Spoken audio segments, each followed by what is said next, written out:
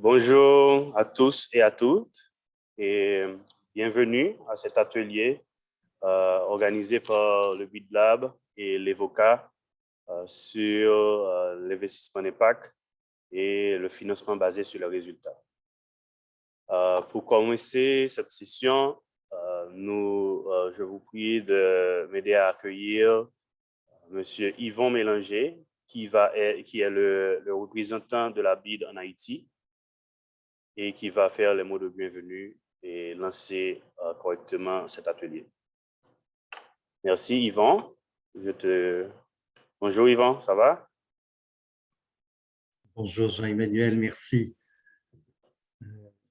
Je voulais commencer par souhaiter la bienvenue aux panélistes, donc Maya Sisbiller de UBS Optimus Foundation, Christian Brendley du secrétariat suisse des affaires économiques, le SECO, Carl-Henri Prophète de la Banque de la République d'Haïti, Pilar Cristobal de l'Evoca Impact Lab, et Jean-Emmanuel Desmornes, qui animeront ce panel. Je voulais aussi saluer les fonctionnaires du secteur public, les représentants des entreprises sociales, des organisations de la société civile, les investisseurs opérant en Haïti et les collègues de la BID qui nous accompagnent. Je voulais également remercier BidLab, l'EVOCA, les spécialistes sectoriels de la BID, Monsieur Carl-Henri Prophète, à nouveau représentant de la BRH, pour la préparation de cet atelier. Atelier qui se dénomme Investissement d'impact et financement basé sur les résultats, nouveaux outils et opportunités pour développer l'économie d'impact en Haïti. Donc un thème fascinant, intéressant, beaucoup de perspectives, d'opportunités. Avant d'ouvrir le panel, donc quelques éléments de contexte. Donc BidLab est le pionnier en fait des impact bonds dans la région d'Amérique latine et des Caraïbes. Comme vous le savez certainement, BidLab est le laboratoire d'innovation du groupe de la BID. Son objectif général est de promouvoir le développement durable, comme tout le groupe de la BID, mais spécifiquement par le biais du secteur privé, en identifiant, en soutenant, en testant et en pilotant des nouvelles solutions aux défis de développement. Donc, on est en plein dans le mandat et l'objectif, et en cherchant à créer des opportunités pour les populations pauvres et vulnérables, qui nous intéressent en premier chef, dans les pays régionaux membres de la BID, donc l'Amérique latine et les Caraïbes dans son ensemble. Pour atteindre ces objectifs, donc, BidLab mobilise des financements, mais surtout des connaissances et des connexions, comme aujourd'hui, afin de catalyser l'innovation pour l'inclusion. Innovation pour l'inclusion, je trouve que c'est un thème central en Amérique latine et dans les Caraïbes. Alors, ces dernières années, le groupe BID a été leader, comme je le disais, de l'expérimentation de mécanismes de financement novateurs pour la croissance de cette économie d'impact. Alors, ces mécanismes, comme les obligations d'impact, les contrats d'impact, permettent au gouvernement et aux bailleurs de fonds de lier leur financement aux résultats et de mobiliser des financements non traditionnels auprès de partenaires d'investissement externes qui fournissent des fonds de roulement. Nous avons ici l'UBS, par exemple, auprès de partenaires d'investissement externes qui fournissent des fonds de roulement, assument des risques pour que ces programmes de développement atteignent les impacts escomptés. Alors, dans ce contexte, dès 2014, BidLab a mis en place un programme d'obligation d'impact qui a ouvert la voie à de premiers contrats d'impact avec des investissements privés. Alors, ça a été en Colombie, en Argentine, au Chili, au Mexique et au Brésil. Les sujets étaient variés: emploi des jeunes vulnérables, entrepreneuriat féminin, l'éducation, bien entendu. Les formidables et incroyables enseignements tirés de ces premières expériences ont été repris dans une évaluation indépendante, dont on aura quelques éléments dans cette présentation, qui souligne les avantages d'un agenda basé sur les résultats. ainsi que les défis et les complexités, bien sûr, pour les parties impliquées. Il s'agit d'une certaine façon de transfert de risque hein, à ceux qui peuvent au mieux les assurer. Donc, ça demande une certaine finesse dans ces transferts. Alors, sur la base de ces expériences et d'un fort intérêt local, BidLab explore donc la possibilité de mettre en œuvre un tel programme en Haïti. En effet, hein, le financement basé sur les résultats peut être un outil clé pour développer l'économie d'impact, pas seulement dans les marchés émergents comme les pays que j'ai mentionnés plus haut, mais aussi dans des pays fragiles comme Haïti. Euh, alors, il serait intéressant de voir comment de tels programmes pourront permettre d'intégrer dans des politiques publiques. Alors, nous espérons que l'implication très forte du groupe BID comme groupe, hein, donc au travers de BidLab bien entendu, mais de la BID et de BID Invest, appuiera et permettra de mobiliser, dynamiser les acteurs gouvernementaux et le secteur privé. Alors, bien entendu, le financement basé sur les résultats peut signifier différentes choses pour différentes personnes. Il y a tout un éventail d'outils qui nous incitent tous à obtenir des meilleurs résultats en liant le financement aux résultats au sein de l'ABI dans les prêts souverains. On a des instruments comme les PDL, assez peu utilisés d'ailleurs, mais qui lient le financement aux résultats. Alors, certains modèles se concentrent sur le versement de subventions ou prêts au gouvernement en fonction des performances, donc ce que je disais, tandis que d'autres modèles se concentrent sur les entreprises d'impact et les organisations à but non lucratif pour pouvoir avoir un peu plus de leverage pour encourager l'innovation et aller directement à l'impact, non, sans s'arrêter aux produits, outcomes et autres. Donc, dans le contexte du programme de BidLab, nous voyons vraiment une opportunité particulière, spécifique, d'utiliser des modèles basés sur les résultats où les services peuvent être contractés par le gouvernement ou les donneurs hein, aux ONG et aux entreprises d'impact pour la mise en œuvre de ces initiatives. Je pense qu'il y a là effectivement un champ d'action énorme et comme vous le savez, aujourd'hui, la communauté des donneurs, est parfois un peu frustrée face aux résultats limités qu'on a pu avoir ou que l'on perçoit. Et je crois qu'il y a vraiment un espace pour ce type de produit et ce type d'intervention, ce modèle d'intervention, ces modèles d'intervention, excusez-moi. Alors, dans le contexte de ce programme BidLab, ça signifiera se concentrer sur des domaines où les services seraient contractés par ces donateurs auprès d'ONG, auprès d'entreprises d'impact. Et là, on n'aurait pas BID ou des bailleurs de fonds qui débourseraient en fonction de résultats au gouvernement. On passerait par l'intermédiaire de ces modes d'intervention, ces modèles d'intervention. Alors, plusieurs façons d'utiliser ce mécanisme. Alors, pour élargir la couverture des services publics, des services des donateurs, en assurant la qualité, bien entendu, puisqu'on aura des relations contractuelles avec des engagements.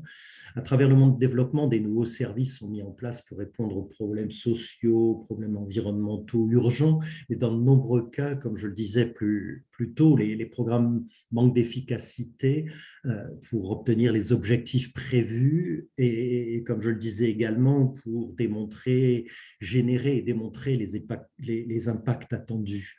Alors, pour étendre la fourniture des services de manière efficace et avec un impact maximal, les services doivent être mis en œuvre avec rigueur, mais aussi avec un certain niveau de flexibilité. Donc, un suivi très proche de ces contrats est nécessaire. Alors, bien sûr, de nombreux problèmes, s'ils ne sont pas traités immédiatement, deviennent plus complexes, plus coûteux, plus ancrés. Donc, ce suivi nécessaire tout au long du développement de ces modèles qui permettent en principe de transférer les ressources pour, euh, pour, euh, pour agir sur la racine de ces problèmes, pour limiter l'impact à long terme et les difficultés et les blocages qui pourraient se produire. Donc, au niveau de l'investissement, donc l'investissement privé peut certainement apporter des ressources supplémentaires et bien entendu, une valeur ajoutée qui est portée sur la rigueur, sur la responsabilité de l'impact et la gestion de la performance basée sur des données. L'innovation, alors bien sûr, dans le cadre de toutes les actions de développement, on a toujours l'espoir de pouvoir avoir plus d'efficacité, d'efficience au travers de l'utilisation de l'innovation. Donc, aujourd'hui, les services publics, les contrats d'aide sont généralement axés sur des intrants et ils prescrivent de manière rigide les services qui doivent être fournis plutôt que les résultats à produire. Donc, le modèle habituel, pardon, se concentre sur des résultats les plus importants et le modèle présent offre au secteur privé la flexibilité de s'adapter, d'innover pour trouver ces solutions de la manière la plus rentable, la plus efficace, la plus efficiente possible avec un maximum d'impact. Donc, apprentissage. Alors, ce mécanisme nous permettra et permettra aux agences d'aide, au gouvernement de tester ces nouveaux modèles euh, au travers desquels on paye pour ce qui fonctionne. On espère pouvoir générer des preuves et des apprentissages très solides sur l'impact euh, et voir quelles sont les organisations et les modes d'opération qui sont les plus efficaces pour produire cet impact. J'ai beaucoup répété le mot impact, mais je pense que c'est ce que l'on recherche tous. Donc, de nos jours, plus de 200 impact bonds ont été lancés dans 33 pays. Elles aident les pays à obtenir de meilleurs résultats dans de nombreux secteurs. Alors, je vais les nommer aussi pour qu'on ait ça bien présent à l'esprit pendant cet échange. La santé, l'éducation, l'emploi, l'environnement, l'eau et l'assainissement. Alors, sur ces 200 impact bonds, 20 ont été lancés dans 15 pays en développement émergent. Ils ont permis de mobiliser des capitaux privés de 50 investisseurs différents et des financements de 36 donneurs. Donc déjà des résultats. Alors aujourd'hui, nous sommes très heureux, nous sommes privilégiés d'être rejoints par les pionniers de ce travail qui vont partager avec nous leurs expériences, les enseignements tirés de tous ces efforts réalisés dans d'autres pays en développement, et ceci afin de susciter une conversation plus large, ce que cela peut signifier et pourra signifier pour Haïti. Alors, je vais à nouveau souhaiter personnellement la bienvenue à M. Christian Brendley du secrétariat d'État suisse à l'économie, un des partenaires clés du programme d'impact bond du groupe BID en Colombie, donc le SECO, Mme Maya Sisweller de l'UBS, Union des banques suisses Optimus Foundation, qui a été le principal investisseur d'impact bonds dans les pays en développement. Merci d'être là. Pilar Cristobal de l'Evoca Impact Labs, une société de conseil et d'intermédiation financière de premier plan, qui est également un partenaire clé du Big Lab dans l'exploration de cette initiative pour Haïti. Et Pilar sera la modératrice du panel qui vient. Donc, j'ai beaucoup parlé, excusez-moi. Donc, je nous souhaite un atelier très productif et je propose donc que sans plus attendre, nous passions au panel. Over to you. Merci. Merci beaucoup, Yvan. Merci pour ces mots de bienvenue et cette mise en contexte qui est bien nécessaire pour lancer le débat avec nos panélistes.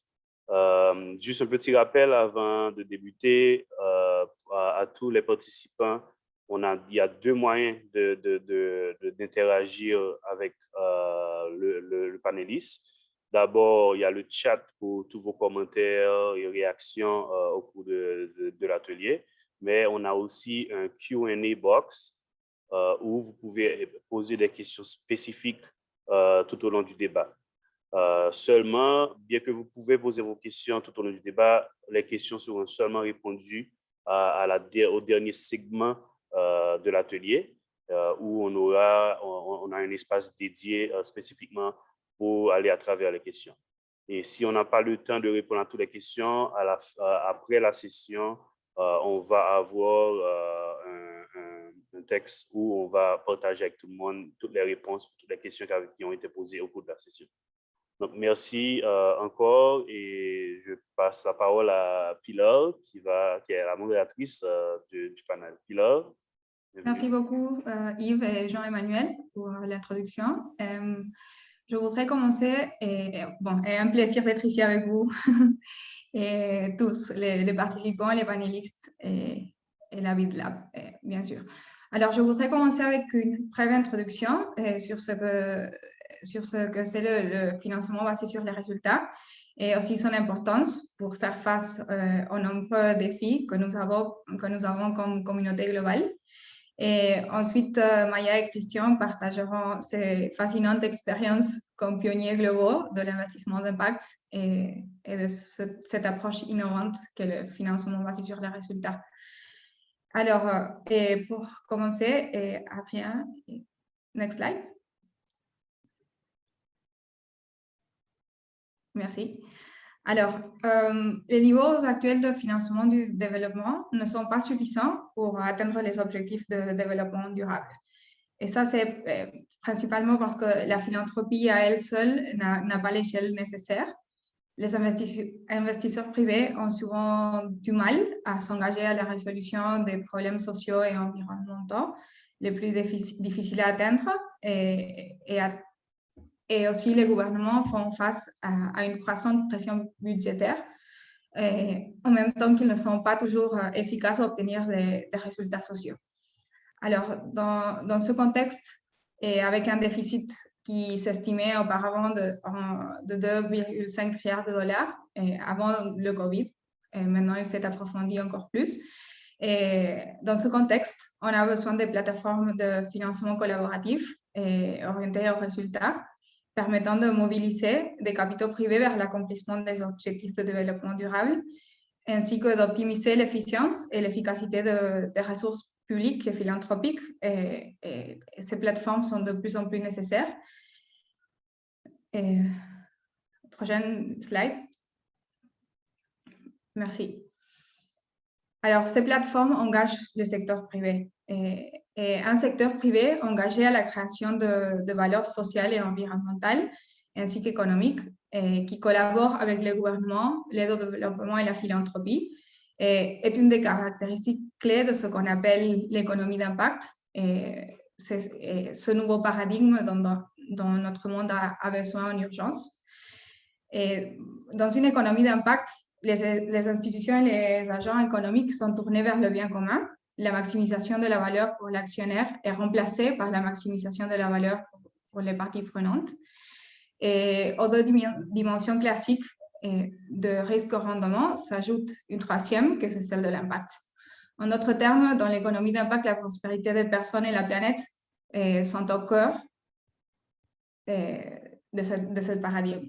Et le financement basé sur les résultats est en effet un des outils clés, comme disait Yves, pour catalyser cette économie et atteindre les objectifs de développement durable. Dans cette approche financière innovante, les exécuteurs ou les investisseurs de projets et de développement sont payés pour des résultats vérifiés plutôt que pour des activités. Alors, par exemple, si on pense à un programme qui vise à réduire le numéro de jeunes filles déscolarisées, au lieu de payer pour identifier les filles, faire des réunions avec leurs parents, construire des toilettes pour elles dans les écoles, on paie pour le numéro de filles enrôlées à la fin du programme et par des résultats de moyen terme, comme par exemple le numéro de filles retenues après une certaine période.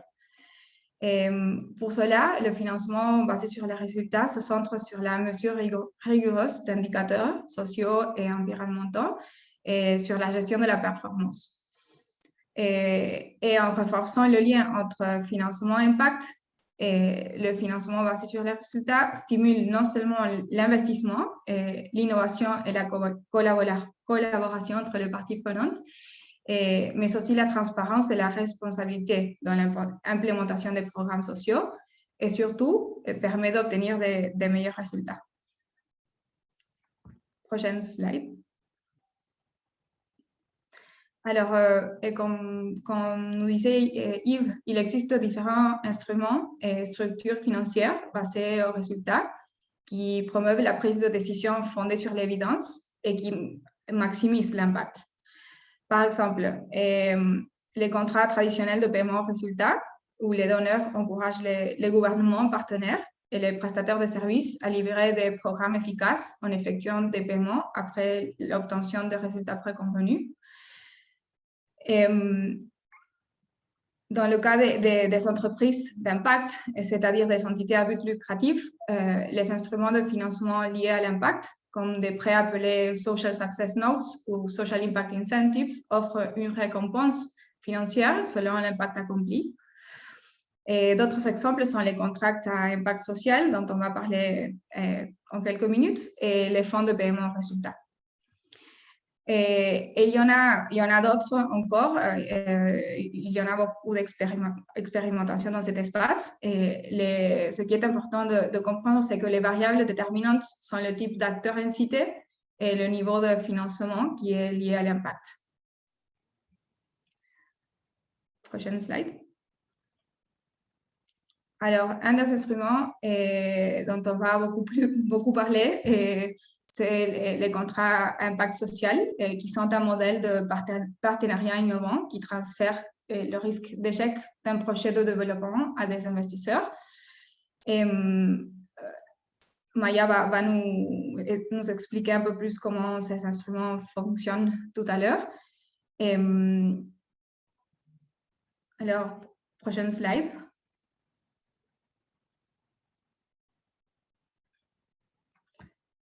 Et de plus en plus, les gouvernements, les donneurs, et les organisations à but non lucratif et les entreprises et investisseurs impact explorent ces instruments, les impact bonds et d'autres instruments du financement basés sur les résultats aussi, comme des mécanismes pour accroître le niveau, l'efficacité et l'efficience du financement destiné aux objectifs de développement durable dans les pays aux revenus intermédiaires et faibles.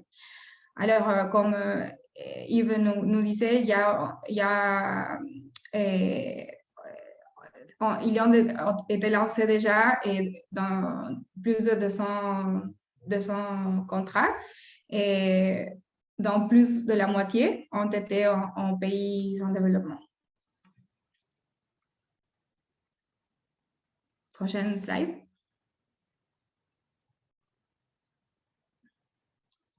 Alors, pourquoi cette croissance et pourquoi il semble que ces contrats fonctionnent dans les pays en développement?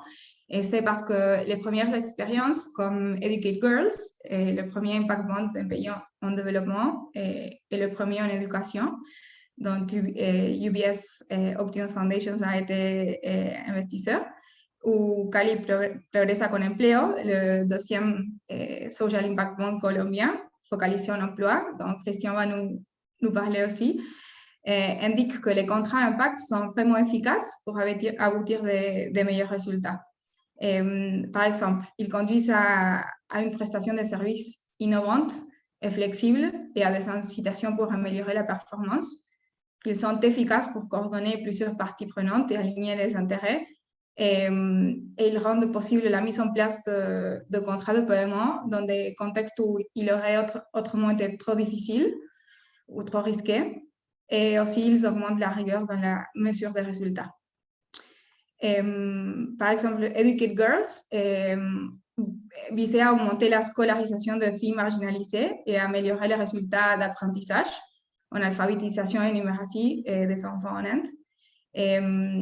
Après la finalisation du programme, ce Development Impact Bond a dépassé ces deux objectifs en atteignant un 160% du cible d'apprentissage et un 116% du cible d'enrôlement.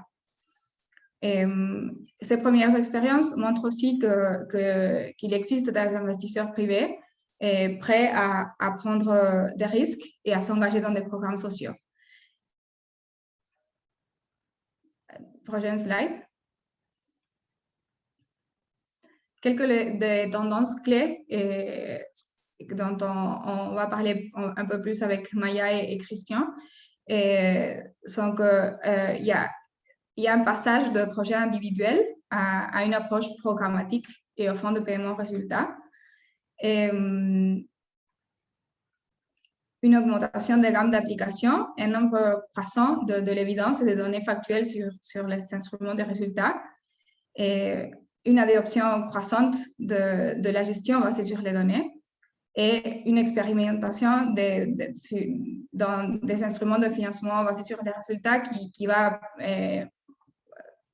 qui inclut d'autres types d'instruments innovateurs, comme par exemple le blended finance, dont on parlera aussi avec Maya.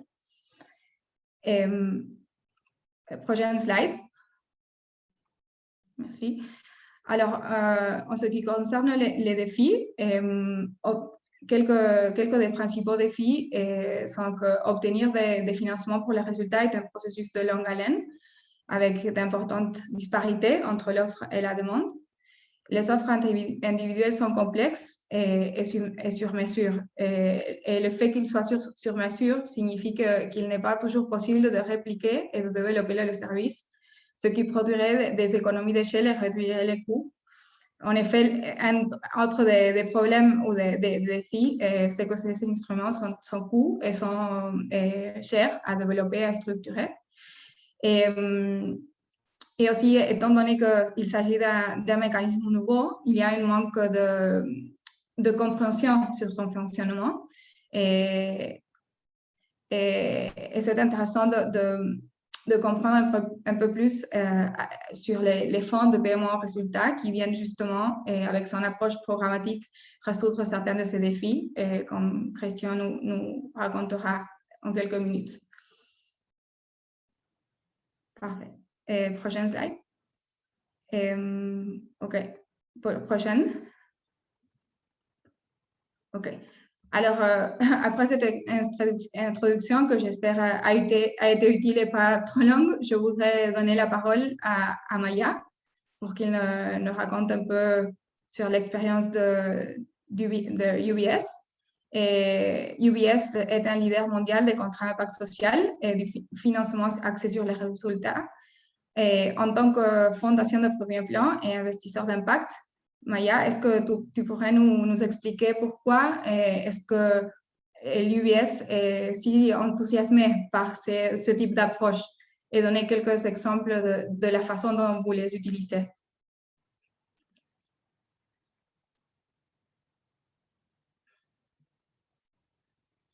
Maya?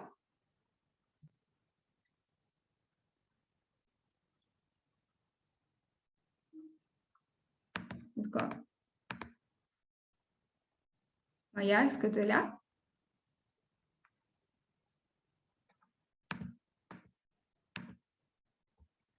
OK. On peut passer sinon à Christian. If you don't mind, Christian, to start. Bien sûr. Alors, Christian, SECO a été un partenaire du BidLab en Colombie, lançant non seulement un, mais 3 contrats d'impact social, ainsi qu'un fonds de paiement résultat avec le gouvernement colombien pour soutenir l'emploi des populations vulnérables en Colombie. Est-ce que tu pourrais partager avec nous un peu plus sur cette initiative? Merci beaucoup, Pilar, et bonjour à tous et à toutes. Un salut particulier aux représentants de la BID, Yvon Mellinger et à Jean-Emmanuel Desmondes de la BidLab, aussi à Carl-Henri Prophète de la Banque de la République d'Haïti. Je sais que mes collègues de l'ambassade de Suisse en Haïti ont une coopération étroite avec la BID et aussi la Banque centrale. Et bien sûr, un salut chaleureux à Maya Siswiller. C'est vraiment un petit panel suisse alors.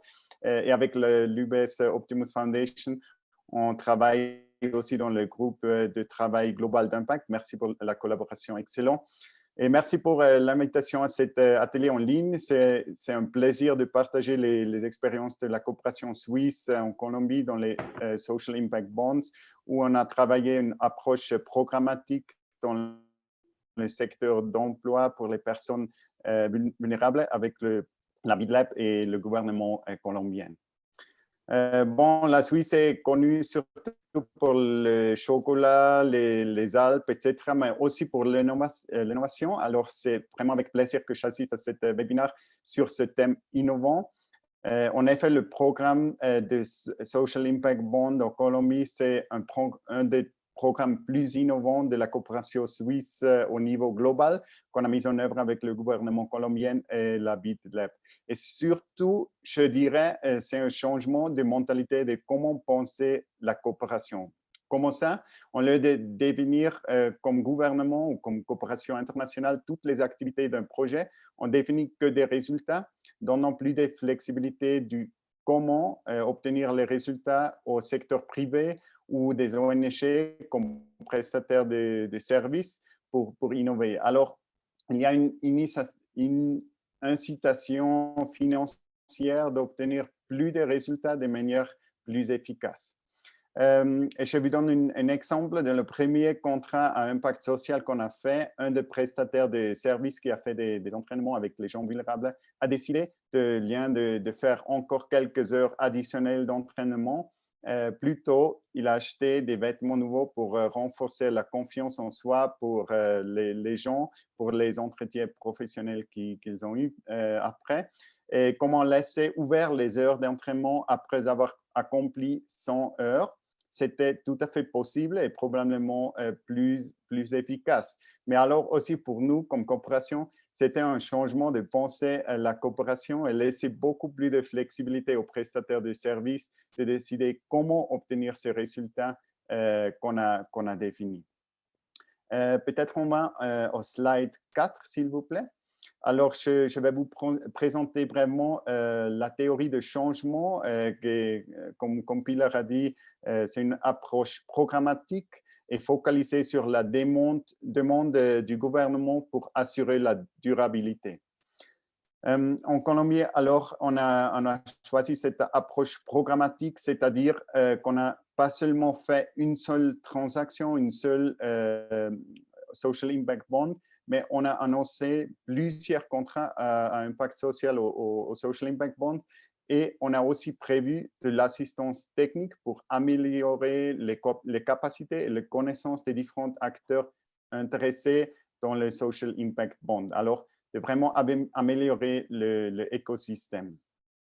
L'accent thématique, c'était l'emploi formel, où il y a beaucoup de programmes en Colombie avec des résultats mixtes du gouvernement.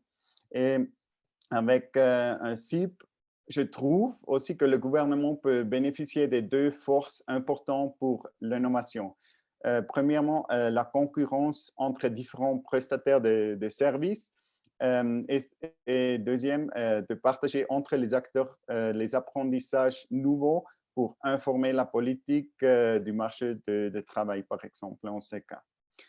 On voit ici dans ce slide la théorie de changement avec trois composants. Le premier, c'est qu'on a prévu plusieurs transactions de contrats aux impacts sociaux où on a payé pour les résultats entre la coopération suisse, la BIT et le gouvernement de la Colombie. Le gouvernement a payé 50% et on a payé pour les résultats, comme j'ai dit. Alors, pour chaque personne qui a reçu un emploi formel, si l'emploi était retenu 3, 6 et 9 mois. Alors, c'est pour créer réellement un effet démonstratif qui c'est vraiment possible et de aussi documenter l'évidence. Le deuxième composant était de renforcer l'écosystème avec des ateliers en ligne avant de lancer un nouveau contrat. Alors, et aussi le travail avec le gouvernement. On va voir plus tard le gouvernement a créé une outcome fund, alors presque comme une impact fund dans le gouvernement qui peuvent payer pour les résultats. Et le troisième composant, c'était de créer et de partager des connaissances dans le pays, mais aussi au niveau international. L'impact final, et c'est peut-être le plus important, c'est pas seulement que des gens vulnérables sans emploi ou dans le secteur informel ont reçu un emploi formel, mais aussi l'efficacité des ressources publiques plus en général, non? Alors, et aussi comme impact indirect, ça peut stimuler le marché d'investisseurs d'impact. Alors, c'est aussi attractif pour eux, comme par exemple l'UBESO Optimus Foundation. Peut-être on va en slide 5. Là, on voit des différents social impact bonds qu'on a déjà lancés. Alors, on a déjà avec 4 social impact bonds et le troisième, le quatrième sont dans le cadre de cette Outcomes Fund du gouvernement. Alors, c'est déjà dans une structure légale et financière spéciale qu'a créé le gouvernement colombien pour faire des paiements pour les résultats. Alors, c'est déjà un peu des indications de durabilité qu'on voit dans ce programme en général. On peut aller brièvement pour les différents slides 6 à 11. C'est vraiment plutôt les différents social impact bonds qu'on a fait en plus de détails. Je ne vais pas expliquer trop. C'est plutôt pour votre information après. Mais on voit une évolution dans les différents social impact bonds, c'est-à-dire qu'on a travaillé avec plus des personnes vulnérables qui ont obtenu un travail formel, qu'on a travaillé avec des différents investisseurs d'impact, qu'on a travaillé avec des différents prestataires du service. Alors, ça a vraiment augmenté le numéro des acteurs dans l'écosystème qu'on a travaillé dans les dernières années. Alors, d'avoir une approche programmatique avec des différentes transactions, des différents social impact bonds, ça a vraiment permis de travailler avec des différents acteurs et aussi comme ça créer des capacités et de connaissances pratiques dans ce outil innovant. Peut-être on va alors un slide 12, c'est seulement pour dire qu'on a vraiment maintenant le Outcomes Fund à niveau du gouvernement. Alors, c'est possible pour le gouvernement de travailler dans les différents secteurs et thèmes sociaux et de payer pour les résultats dans ce programme. Alors, l'idée, c'est que plusieurs ou tout le programme social de gouvernement sont évalués si c'est possible de faire de paiement pour résultats dans les différents secteurs. C'est aussi une petite équipe qui est responsable pour cette Outcomes Fund. Alors, on a vraiment cette structure légale, financière, mais aussi personnelle dans le gouvernement de la Colombie aujourd'hui. On constate que c'est un grand progrès dans les dernières années. Peut-être sur ce qu'on a appris dans les dernières années, alors le slide 14, quelques défis qu'on a vus. Premièrement, c'est des fois difficile d'avoir le prix ou de calculer un prix exactement pour un emploi formel. Non? Ça dépend de chaque ville, ça dépend du contexte, ça dépend du moment, ça dépend de différentes situations. Et surtout les dates, les informations de public, les statistiques, etc. Ce n'est pas toujours possible d'encontrer. Alors, c'est une des défis qu'on a rencontrés. Le deuxième, c'est peut-être que beaucoup des programmes qu'on a en Colombie, par exemple, du gouvernement, ils n'ont pas une évaluation très adéquate ou détaillée dans plusieurs années. Alors, c'est différent de comparer les différents programmes qu'on a ou que le gouvernement colombien a aujourd'hui. Un autre défi, c'est qu'il y a beaucoup de programmes entre différents acteurs de l'État. Alors, c'est aussi quelque chose que peut-être un Social Impact Bond peut faciliter de coordonner parce que c'est vraiment dans ce Outcome Fund qu'on a peut-être l'information plus adéquate aujourd'hui. Et aussi, quelquefois, c'est difficile pour payer pour résultat pour un État parce que le budget, normalement, c'est pour une année. Alors, c'est difficile de payer pour la prochaine année parce qu'on a attendre les résultats premièrement. Alors, c'est aussi un défi, mais je comprends comme c'est pensé à Haïti, entre le BID et le gouvernement, ça pourrait être peut-être plus facile, non, qu'en Colombie. Et le slide 15, pour terminer, quelques conclusions de Colombie. Alors, on voit déjà une focalisation plus forte aux outcomes, aux résultats, aussi de meilleure qualité de services, de prestataires de services. Par exemple, ils ont dû compte que le premier 2 semaines, c'est le plus difficile, le plus critique moment. Alors, ils font des attentes spéciales pour les premières 2 semaines quand une personne vulnérable a un emploi formel parce que avec ce paiement pour résultat, on a beaucoup plus d'évidence et c'est aussi pour tous les prestataires des services, c'est vraiment important de faire une monitoring vraiment détaillé. Alors, ils ont plus d'évidence pour ajuster le programme. C'est aussi très intéressant cette information additionnelle pour le gouvernement parce que ça permet d'informer la politique du marché du travail, par exemple. On a vu des effets démonstratifs et d'intérêt des investisseurs d'impact, mais aussi des prestataires de services en Colombie.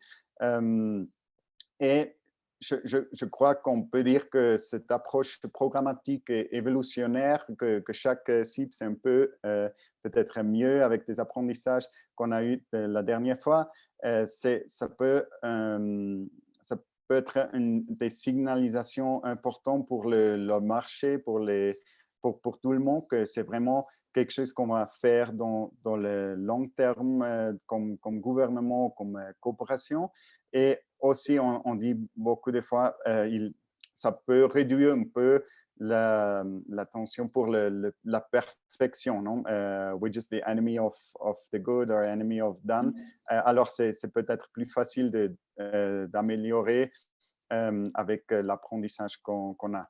Et je crois que aussi le Outcome Fund dans le gouvernement, c'est vraiment une milestone très, très important parce que c'est vraiment la durabilité qu'on a pensé depuis la demande du gouvernement pour les paiements pour les résultats. Et comme Suisse, on trouve que c'est vraiment intéressant qu'un instrument innovant comme les contrats d'impact social appliqués par le BID Lab peut devenir un outil dans les opérations de la banque. Et je vous félicite d'organiser cette discussion d'aujourd'hui. Merci beaucoup. Merci beaucoup, Christian. Je retournerai à toi après pour te demander des conseils pour les parties prenantes haïtiennes qui se lancent dans cette aventure. Alors, tu as quelques minutes pour penser quelques conseils. Maintenant, Maya, je voudrais retourner à toi pour que tu nous racontes un peu sur l'expérience de UBS. Est-ce que tu nous écoutes? Oui, merci beaucoup et veuillez excuser les problèmes techniques que j'ai eu juste au moment fatidique. J'espère que vous m'entendez bien.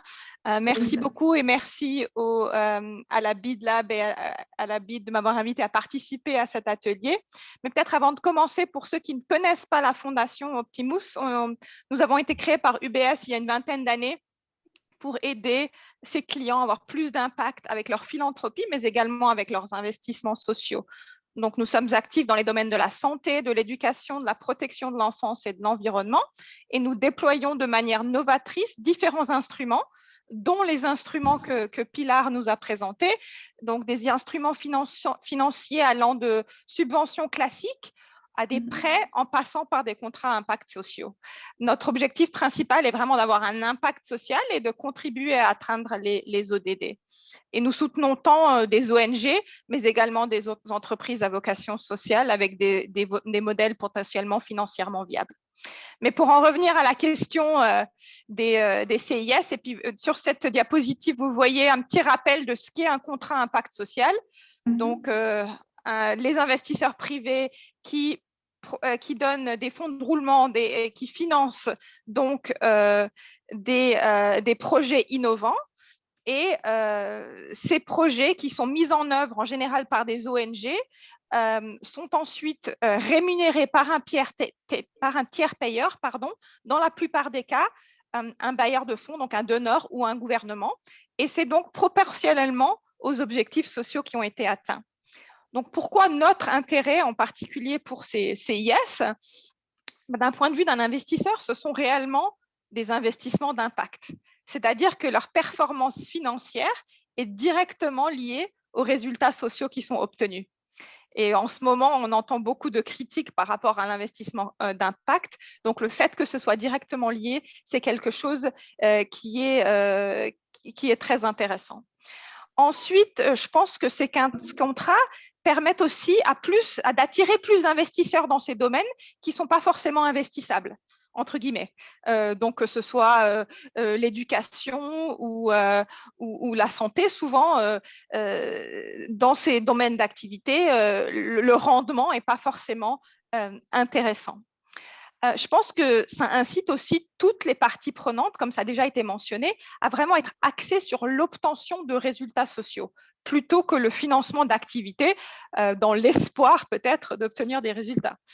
Et je pense que d'un point de vue d'un tiers payeur, il ne paye que si les programmes ont vraiment atteint leurs objectifs. Mais ce qui est intéressant aussi du point de vue du porteur du projet, donc ceux qui mettent vraiment en œuvre le projet, c'est que ces contrats leur donnent plus de flexibilité quant à leur mise en œuvre. Ils ne doivent pas vraiment se concentrer sur des activités très spécifiques, mais ils peuvent être flexibles, innover.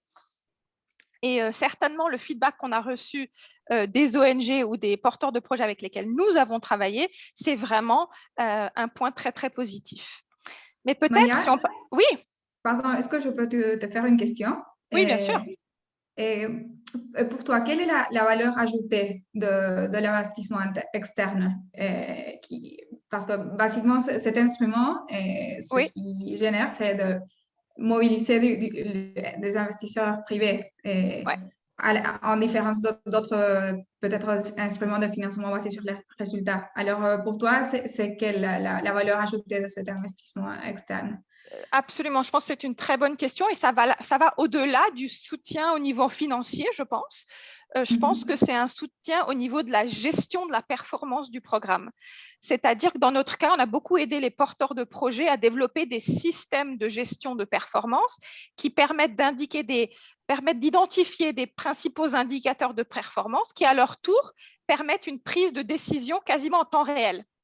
Je pense que l'avantage aussi de l'investisseur, c'est que peut-être ça favorise une structure de gouvernance qui permet également une collaboration entre les parties prenantes qui ont tout intérêt à ce que le programme atteigne ses objectifs. Donc, au-delà du financement, qui souvent, dans le cas d'ONG, n'ont pas forcément l'argent à disposition tout de suite pour pouvoir mettre en œuvre le projet, je pense que cette gestion de performance, la prise de décision en temps réel, et une structure de gouvernance qui permet d'aligner les intérêts.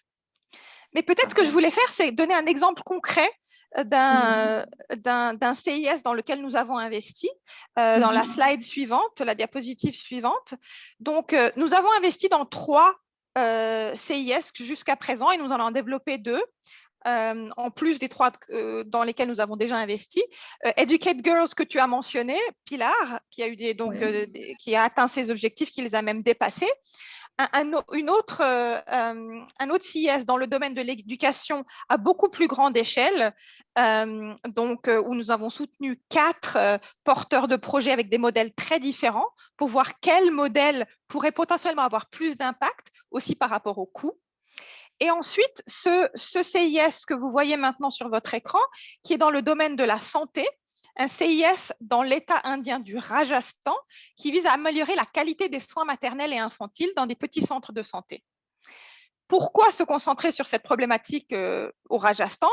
Parce que l'Inde compte 26% des décès néonataux au niveau mondial et que le Rajasthan est l'un des États indiens qui en compte le plus grand nombre. Mais pour en revenir vraiment à la structure du CIS, donc la fondation Optimus a financé un total de 2,9 millions de dollars à 2 porteurs de projets, une ONG internationale PSI et une entreprise à vocation sociale locale, HLF PPT, afin qu'ils puissent aider 360 petits centres de santé à satisfaire les normes nationales d'accréditation de qualité de soins maternaux et infantiles. Si ces centres de santé obtiennent leur accréditation, les tiers payeurs, en l'occurrence dans cet exemple précis, Merck for Mothers et USAID, remboursent l'investisseur, donc nous, Optimus, proportionnellement au nombre d'accréditations obtenues. Et ça a été et ça va être vérifié par un évaluateur externe, Mathematica. Et ce qui est intéressant dans cet exemple, je pense que c'est en accord avec le gouvernement, cette accréditation va aussi permettre aux personnes qui ne peuvent pas se le permettre de se faire rembourser ces soins par l'assurance médicale étatique. Oui, Pilar. Peut-être une clarification pour l'audience. Oui. Quand on parle de Development Impact Bond, c'est parce que le payeur, c'est une fondation normalement ou un donateur. Et dans le cas de Social Impact Bond, comme les exemples qu'a donné Christian, normalement, le gouvernement est engagé. C'est ça? Ouais. C'est bien ce que je dis? C'est absolument ça. Et je trouve d'ailleurs que le terme français est beaucoup plus adapté, le fait qu'on parle d'un contrat à impact social plutôt qu'un bond, d'une obligation. Et donc, c'est vrai que c'est beaucoup plus approprié dans ce cas-là. Mais la différence entre development et social, c'est exactement comme tu viens de le dire. Et c'est intéressant peut-être de parler un peu de la différence et peut-être des considérations clés pour les rôles des différentes parties prenantes. Les projets que Christian a présentés, dans ces projets, le gouvernement est beaucoup plus impliqué que dans le cas que tu présentes maintenant. Oui. Et alors, est-ce que tu pourrais faire un commentaire sur les considérations Alors, je pense que le gouvernement joue un rôle absolument primordial. Et dans tous nos CIS ou CID, nous avons involucré le gouvernement faisait partie d'un conseil consultatif. Je pense que ces contrats ont commencé il y a 3 à 4 ans. Et puis à ce moment-là, je pense que le gouvernement était peut-être, là en l'occurrence, c'est le gouvernement étatique donc, de l'État du Rajasthan qui fait partie de ce conseil consultatif et qui s'est engagé à financer le programme si il atteint ses objectifs à la fin des 3 ans. Donc oui, il n'a pas été le tiers payeur dès le début, mais il s'est engagé à financer le programme par la suite. Donc ça assure une certaine durabilité du programme. Et je pense que ça, c'est essentiel, c'est d'avoir cet engagement du gouvernement dès le début pour pouvoir en assurer la durabilité. Et je pense que ce qu'on voit suite à ces contrats qui ont été mis en œuvre en Inde, c'est que maintenant, dans plusieurs États, en Inde et même au niveau fédéral, il y a un engagement à vouloir payer pour des résultats. Donc, je pense que c'est une évolution et je pense qu'en tant que fondation, on a peut-être été dans la phase pilote ou dans la phase initiale où maintenant, par la suite, on voit que l'engagement du gouvernement est beaucoup plus important. Et puis, il y a même donc un commitment, un engagement à financer ce programme par la suite. Et je pense que l'accord du gouvernement qui a été d'accord que si les bénéficiaires qui n'ont pas les moyens peuvent ensuite se le faire financer par l'assurance médicale étatique, dans ce cas-là, est aussi un vrai engagement aussi de la part du gouvernement. Parfait, merci. Peut-être, je pense pour une fondation comme la nôtre, je pense que ces contrats impacts sociaux sont peut-être aussi un moyen de combler le fossé entre l'aide au développement et l'investissement d'impact en vue d'atteindre les ODD. Donc, je pense que le rôle des fondations, c'est peut-être aussi d'aider à combler ce fossé. Je pense que nous, donc on a aidé à développer plusieurs de ces contrats, mais maintenant, ce que nous voyons, c'est vraiment le besoin de passer à échelle.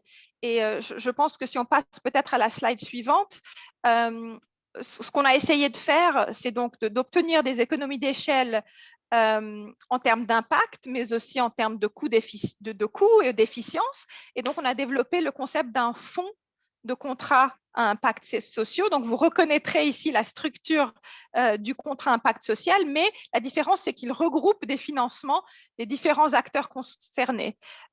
Donc, les tiers payeurs, donc les outcome payers que vous voyez sur la gauche, Christian en a parlé dans le cas de Colombie, il y a un outcome fund. Je pense que la Banque mondiale s'est engagée à développer un outcome fund aussi au niveau global.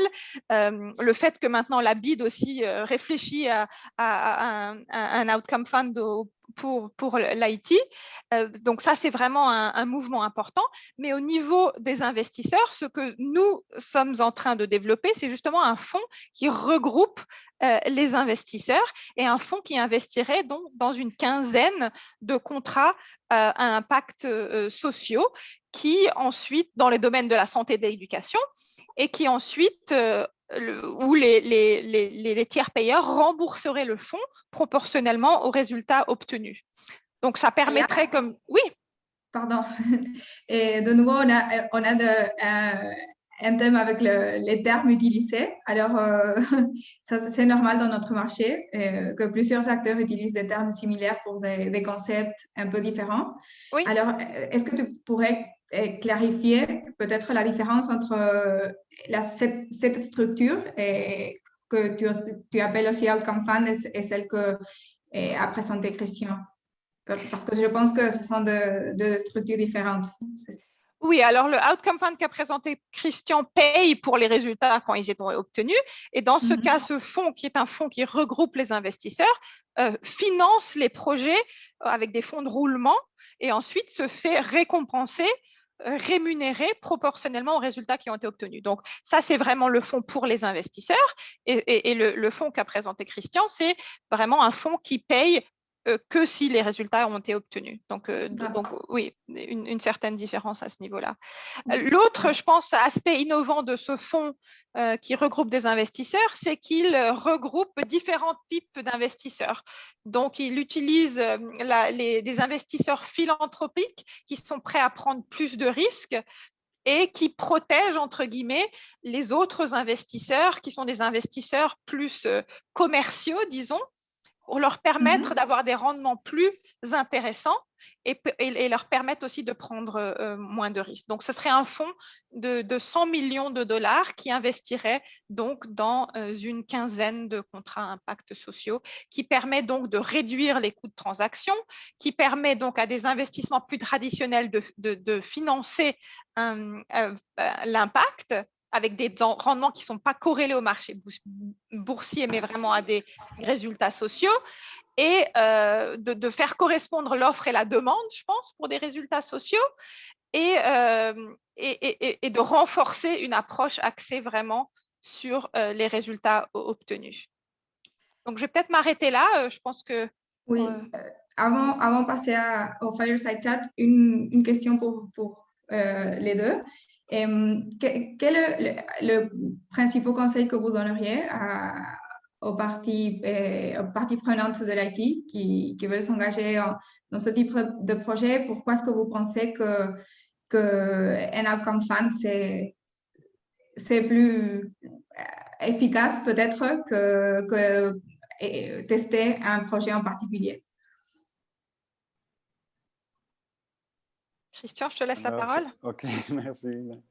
Non, c'est plutôt un message d'encouragement, je dirais. Je pense que l'Haïti, c'est un pays formidable pour appliquer les contrats à impact social. Il y a des défis sociaux et économiques complexes, beaucoup de coopération internationale et un potentiel d'améliorer les résultats. Et je crois de toute façon, c'est chaque fois plus important pour les gouvernements, pour la coopération internationale, les investisseurs, de montrer qu'on obtient des résultats, qu'on est plus efficace et transparent avec les ressources publiques, la collaboration entre les acteurs publics et privés. Et c'est vraiment nous.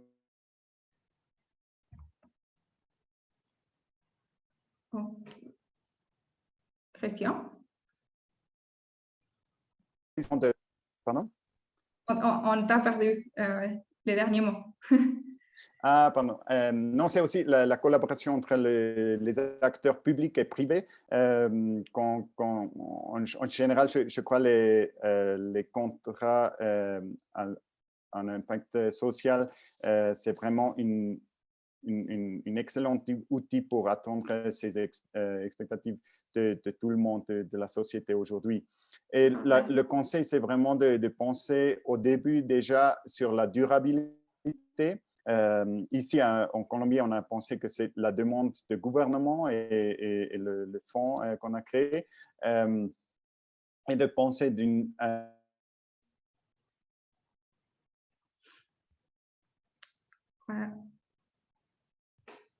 Oui, on est en train de perdre et aussi Christian. le système. Non, je crois que c'est vraiment le conseil.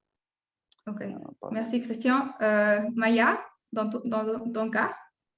Oui, peut-être absolument d'accord avec ce que vient de dire Christian. Peut-être des conseils très concrets. Je pense qu'il est important d'impliquer toutes les parties prenantes tôt dans le processus de planification, y compris le gouvernement, bien sûr, justement, dans cet esprit de durabilité. De bien réfléchir à la structure de gouvernance, je pense. De pas trop compliquer les modalités de paiement, c'est-à-dire se limiter à 2 voire 3 maximum indicateurs. Et puis, je pense que, et puis Christian l'a mentionné, de peut-être pas commencer par un projet pilote trop petit, parce que je trouve que ça limite justement les bénéfices potentiels. Donc, le fait de vraiment penser à un fonds, je pense que c'est extrêmement important. Tout à fait. Je partage les conseils. Merci beaucoup à vous deux pour cette présentation et tous vos conseils. Et maintenant, Jean-Emmanuel. Merci Pilar. Un très grand remerciement à nos 3 panélistes, Pilar, Christian et Maya. Je pense qu'on a eu énormément d'informations. Et bon, là maintenant, dans le prochain segment, le but, c'est d'essayer de comprendre un peu et de relativiser un peu pour Haïti, pour le contexte haïtien, comprendre comment ça pourrait s'appliquer avec un outil ou un mécanisme pareil pour Haïti. Donc, j'invite maintenant M. Kalari Prophète à nous rejoindre. Bonjour, M. Prophète, comment allez-vous? Bonjour, M. Desmonds, bonjour à tous. Je salue particulièrement les panélistes qui m'ont précédé, tout comme le représentant de la BIL et M. Mélinger dans son intervention au début. Merci de nous recevoir. Donc, on a quelques questions pour vous en tant que représentant de la Banque de la République d'Haïti, la Banque centrale. Rapidement, en réfléchissant à ces expériences inspirantes d'autres pays du monde que nous venons d'entendre, que pensez-vous de ce que cela pourrait signifier pour Haïti, tels que de nouveaux partenariats avec des investisseurs privés, de l'innovation et une meilleure utilisation des ressources publiques et philanthropiques en ne payant que pour ce qui fonctionne? OK, merci beaucoup, M. Desmondes. En fait, je pense que ce serait bienvenu de passer à ce type de financement et que cela constitue un changement de paradigme ici en Haïti euh, qui mettrait l'accent sur les résultats et les impacts au centre des projets et notamment des projets de développement. Parce que on a souvent l'impression qu'ici en Haïti, les projets, notamment en termes de ce qui concerne les projets de développement, que on les voit souvent comme une affaire que ce qui est important, c'est d'avoir un financement et d'avoir de bonnes intentions. OK? Et que cela suffirait. On a le financement, on a des bonnes intentions. Et en plus, ces derniers temps, on a beaucoup entendu parler de la lutte contre la corruption. Donc, si on a le financement, les intentions sont bonnes, on essaie de minimiser au maximum les possibilités de corruption au niveau des projets. Donc, on devrait avoir des résultats intéressants. Oui, tout cela, l'aspect financement est important, la lutte contre la corruption est importante, mais qu'en est-il des résultats, des impacts des projets qui sont réalisés? Donc, je pense que ça met le focus sur les résultats et l'importance des impacts, de les analyser, de voir dans quelle mesure ils ont été atteints. Et donc, c'est tout à fait important dans le contexte actuel. Et il fallait mettre le projecteur sur les impacts, les résultats que l'on arrive à atteindre avec les différents projets. Très bien, merci. Bon, donc, prochaine question. Comme nous n'avons pas beaucoup de temps, on va devoir aller plus vite. Donc, comme Yvon a mentionné dans son introduction qu'il pense que ces mécanismes sont pertinents non seulement pour des pays en voie de développement, comme on a parlé de la Colombie, de l'Argentine, etc., mais aussi ça peut être pertinent pour un pays comme Haïti. Êtes-vous d'accord qu'Haïti peut rejoindre ce groupe d'élite et développer une économie d'impact qui peut offrir des emplois, l'inclusion et de la prospérité? Oui, tout à fait. Bon, j'ai vu, bien entendu, il y a eu par exemple des pays, des économies émergentes que vous avez citées tout à l'heure qui ont été parmi les pionniers peut-être dans ce type de financement et pour les investissements. Mais bon, j'ai vu plein de financements basés sur les résultats dans des pays à faible revenu, ce qu'on pourrait qualifier d'état fragile, en Ouganda, au Cameroun. Donc, alors, pourquoi pas Haïti? Je pense au contraire qu'il faut, dans des environnements comme le nôtre, ceci revêt une importance encore plus importante, puisqu'on a souvent tendance à oublier combien les résultats, les impacts sont importants et de passer du focus sur les activités et aller vers l'impact, en fait. Oui, c'est clair. Donc, et pour faire une suite à cette question, voyez-vous des défis et obstacles à considérer pour une implantation en Haïti? Bon, oui, on est en Haïti. Bon, les impacts, les résultats, il va falloir les mesurer. Une première limite serait qu'on évolue dans un environnement où on manque on manque de données. Donc, donc c'est peut-être des fois difficile de mesurer les impacts dans un tel environnement, mais c'est aussi l'occasion de renforcer des systèmes de collecte de données, d'évaluation.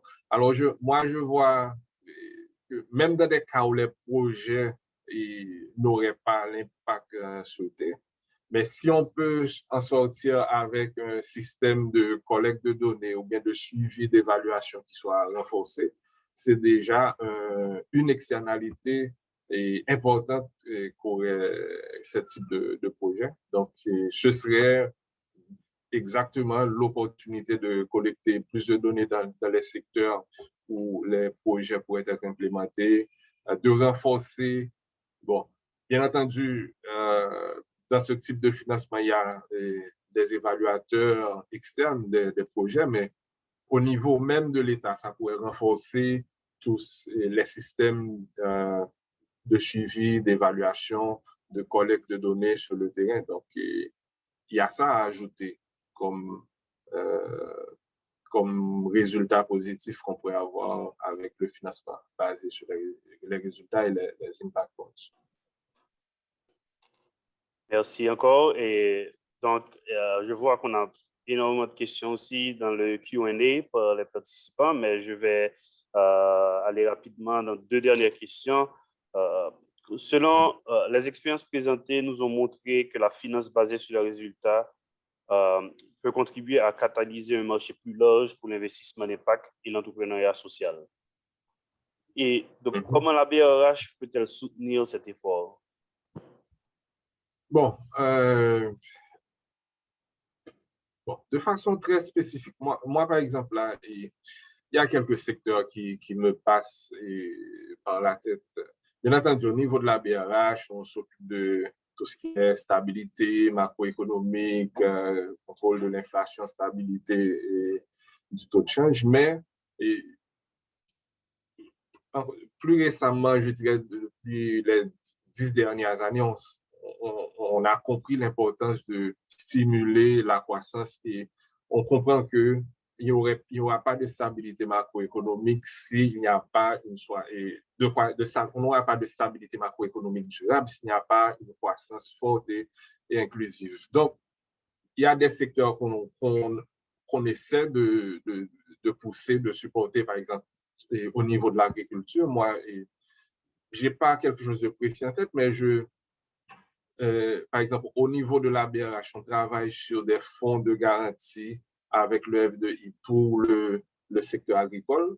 Et peut-être que ces fonds de garantie-là pourraient aider à réduire le risque dans certaines filières agricoles et ouvrir la voie pour le financement de projets basés sur les résultats.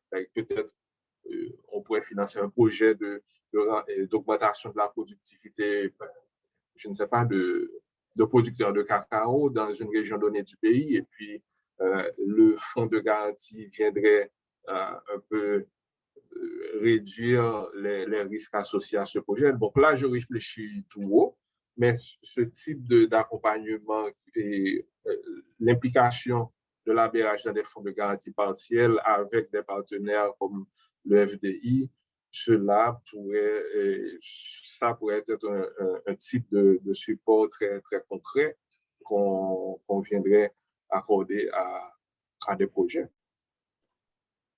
Donc, bien entendu, c'est un titre, on parle de bons, d'obligations, et donc il y a aussi tout un volet de développement du marché des capitaux, bien que, comme l'ont précisé des panélistes avant, les social impact bonds ne sont pas tout à fait comme les bons qui sont transigés sur les marchés de capitaux, mais ce qu'on fait en vue de la mise en place du marché des capitaux ici en Haïti pourrait peut-être aller de pair avec des efforts pour émettre des bons visant la réalisation d'impacts bien précis. Donc, pour terminer un peu, on va parler un peu des leçons tirées des expériences de nos panélistes. Donc, l'un des principaux enseignements qu'ils ont mentionnés est que si ces approches peuvent avoir un impact, elles sont assez complexes et que les leçons apprises suggèrent qu'elles doivent être explorées à une échelle suffisante. Pas comme un pilote unique, mais méthodiquement pour permettre l'apprentissage, l'adaptation et la correction de trajectoire. Est-ce que cette approche est la bonne approche et c'est l'approche que la BID et BIDLAB devraient adopter pour Haïti? Oui. La seconde approche, je pense qu'elle est celle qui convient. Donc,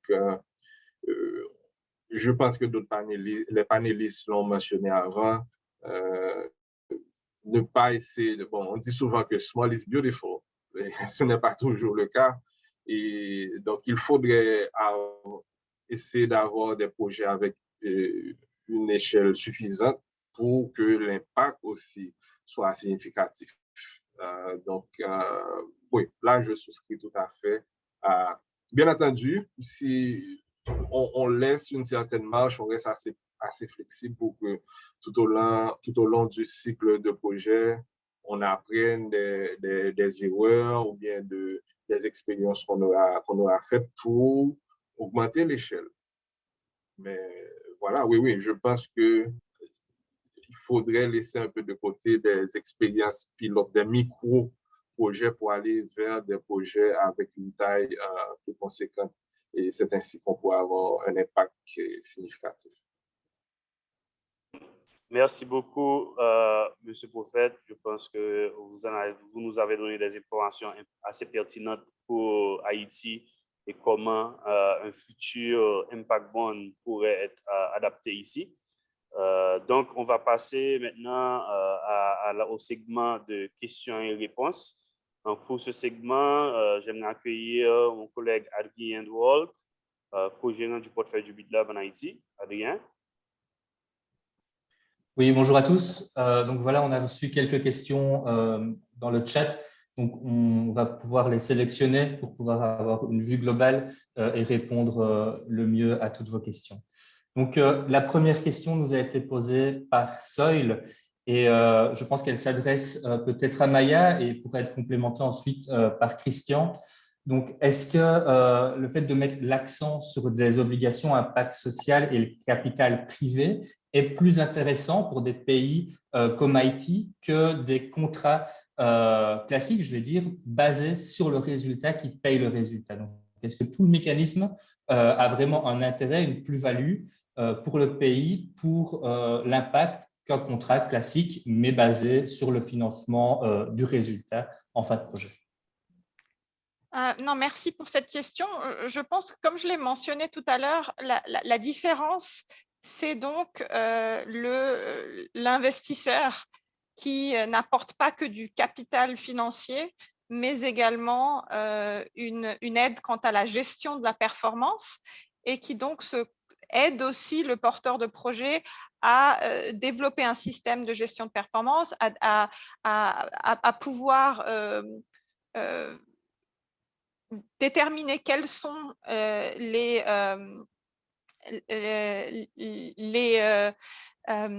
éléments qui vont aider le projet à vraiment atteindre ces résultats. Donc, c'est une autre façon de penser et de vraiment d'être axé sur des résultats. Je pense que ce que ça aide aussi, c'est d'attirer des investisseurs qui peut-être n'investiraient peut-être pas traditionnellement en Haïti, mais qui, à travers un contrat comme celui-ci, peuvent investir et avoir un certain rendement financier, car ce rendement financier est directement lié à l'obtention de résultats sociaux. Donc, je pense que certainement, jusqu'à présent, dans le marché des contrats impact sociaux, la plupart des investisseurs ont été plutôt des investisseurs à vocation sociale. Je pense que ça commence à changer, donc il y a certainement des institutions de développement qui commencent à également être des investisseurs, et je pense qu'à travers un certain passage à échelle, à travers un financement mixte qui permet de rendre le rendement un petit peu plus intéressant et de protéger certains investisseurs plus traditionnels, ça commence à devenir, et nous le voyons certainement à travers les conversations que nous avons avec des clients et des investisseurs potentiels, un marché intéressant, parce que les investisseurs commencent vraiment à rechercher vraiment des investissements, des vrais, entre guillemets, investissements d'impact, et un contrat impact social en est un. Merci beaucoup, Maya. Je ne sais pas si Christian, vous voulez rajouter peut-être quelque chose sur la base de l'expérience en Colombie.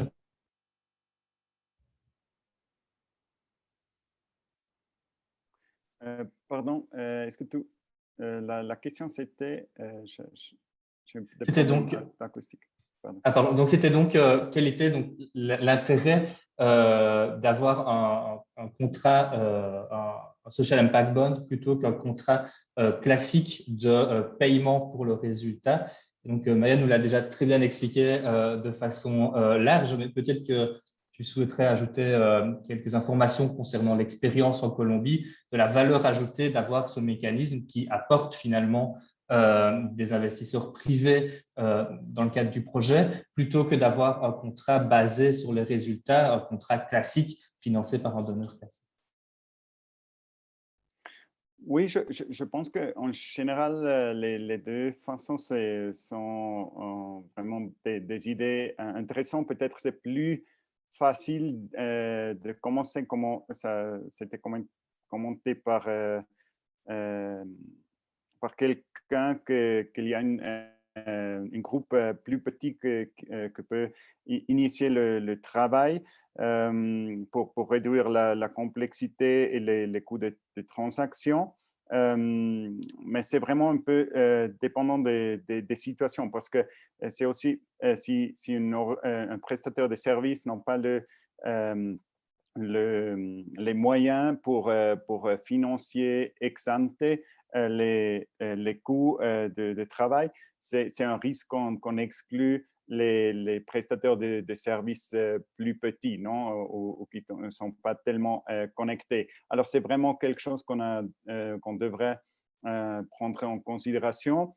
Mais il y a aussi des différentes formes de financement. En Colombie, on a vu que quelques-uns ont fait utile de crowdfunding comme prestataire de services. Alors, c'est aussi intéressant de laisser ouvert peut-être le financement, si c'est possible, pour le prestataire de services de le faire. Et s'il n'est pas possible, d'avoir peut-être quelques investisseurs d'impact prévus. C'est plus complexe, mais on peut aussi penser dans les modèles mixtes peut-être. D'accord, merci beaucoup. Donc, en effet, il y a un réel intérêt de travailler sur des cibles. Je vais passer à la seconde question qui nous vient d'Isabelle Houlet, qui nous parle justement de la détermination des indicateurs de performance dans un tel schéma d'intervention axé sur l'impact est donc très important. Et la question, c'est pourriez-vous partager des exemples d'indicateurs qui sont avérés performants dans les différents pilotes réalisés? Donc, on a parlé tout à l'heure notamment d'un projet en Inde, projet en santé. On a parlé aussi de projets, je pense que c'est Pilar qui l'avait évoqué, un projet éducation. Donc voilà, quels sont les indicateurs d'impact les plus adéquats pour ce genre de projet? Alors peut-être tout d'abord des indicateurs d'impact qui peuvent être mesurés de façon assez facile, entre guillemets. Donc des exemples concrets dans les CES dans lesquels nous avons investi, par exemple l'amélioration des taux d'alphabétisation ou de numératie, donc en gros une amélioration des résultats d'apprentissage. Donc on peut faire des examens au début et à la fin de l'année pour vraiment voir ce progrès. Ou l'autre exemple que j'avais donné dans le domaine de la santé, qui est donc une amélioration de la qualité des soins de santé. Mais je pense qu'en règle générale, des résultats qui sont mesurables et qui peuvent être mesurés de façon assez simple. Merci beaucoup. Peut-être Christian? Oui, merci beaucoup. Non, je suis très d'accord avec ce qu'a dit Maya. C'est important qu'on a des dates confiables et faciles d'obtenir. En Colombie, on avait utilisé les dates de sécurité sociale. Alors, si quelqu'un était inscrit sur les sécurités sociales et a reçu ça pendant les 3, 6 ou 9 mois dans ce emploi formel, alors c'était quelque chose qui était déjà là, qui le gouvernement a eu déjà. Alors, c'est vraiment aussi un avantage de travailler avec le gouvernement car ils ont beaucoup de dates additionnelles qu'on peut utiliser pour les vérifications. Merci beaucoup. Et je vois qu'il y a une question, donc je vais peut-être la poser, qui suit cette question. Comment peut-on mesurer les impacts à long terme, notamment dans l'éducation, où un cursus scolaire peut par exemple prendre 5 à 6 ans. Comment est-ce que le long terme est mesuré? Est-ce que le bond dure suffisamment longtemps que pour arriver à un impact dans les 6 ans ou plus tard, ou est-ce qu'on cherche plutôt de l'impact à court ou moyen terme? En général, pour pouvoir garder un certain intérêt au niveau des investisseurs, il faut quand même que le contrat ne soit pas trop long. C'est-à-dire qu'en général, ces contrats durent entre 3 et 5 ans. Après, nous, notre expérience, c'est dans le domaine de l'éducation. On a certainement vu un impact au bout de 3 voire 4 ans. Effectivement, au bout de la première année ou de la deuxième année, l'impact était pas très visible ou était minime. Mais au bout de la troisième et quatrième année, et c'est pour ça qu'on s'est ensuite mis d'accord sur une durée de 4 ans, on a vraiment vu tout d'un coup ces résultats d'apprentissage qui ont progressé énormément. Donc, je pense qu'entre 3 et 5 ans, je pense que c'est raisonnable. Après, je pense que ça ne va peut-être pas fonctionner dans tous les secteurs. Et je pense qu'on en revient à la question précédente qui était quels objectifs, quels indicateurs est-ce qu'on va choisir? Dans certains domaines, dans le domaine de la justice sociale, pour donner un exemple concret, je pense que ça va être plus compliqué. Et dans le domaine de la santé, il y a certains indicateurs qui ne vont pas pouvoir être mesurables sur les 3 à 5 ans. Donc, je pense que c'est quelque chose qu'il faut tenir en compte lors de la planification du projet et quand on fixe ces objectifs. Merci beaucoup. Je vous en prie, Christian. Oui, je crois que c'est important d'avoir une balance un peu entre, parce que les intérêts des outcome payers, le gouvernement, la coopération, c'est toujours de penser dans le long terme et de payer pour le long terme, mais aussi pour les investisseurs d'impact, c'est peut-être plus difficile, et aussi pour les prestataires de services, parce que l'attribution de ces actions dans 4 ou 5 années, c'est plus difficile au niveau des personnes individuelles. Au niveau d'un prestataire de services ou d'une institution, on peut peut-être faire ça, mais au niveau des personnes, je crois que c'est plutôt pour l'apprentissage que c'est important de faire une monitorer